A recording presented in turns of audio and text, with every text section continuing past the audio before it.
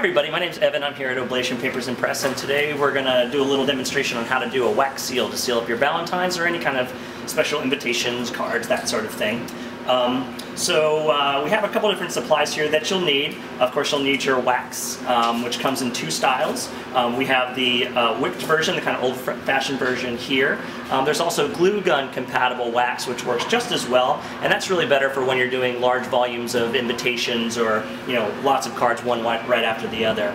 Of course, you'll need some matches or a source of fire, and a candle's really recommended. It makes the whole process a little easier, so just a little tea light, something along those lines would be really helpful. And then, of course, you'll need your seals, or seal rather. So we carry a couple different kinds here at Oblation. There's the larger square, both in brass and in pewter, and then the one I'm going to demonstrate today is a smaller brass. If you're just getting started doing wax seals, the smaller size is a little bit easier to work with, so that's the one I'm going to demonstrate today. So before we actually do the seal, I am going to just lightly seal, give the envelope a little lick just to hold it down, so it's one less thing to worry about during the process. So I'll do that now.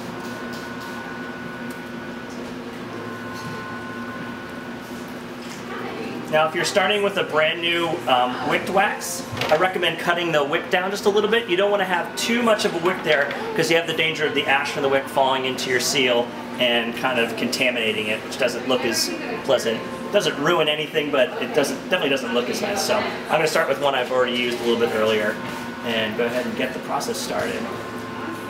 So you're going to just get it started a little bit here, and then you're just going to aim the end of the wax where you'd like your seal to appear.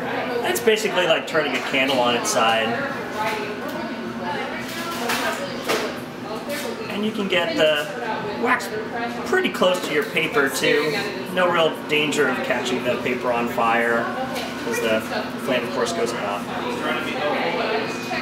I do like to rotate it around, kind of get a nice even bit of wax everywhere.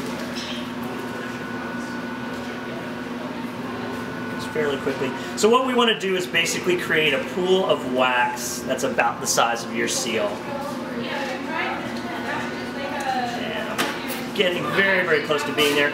Once you get something close to the size, you want to be really careful when you go lift up your wax just to not have any stray drips on your envelope.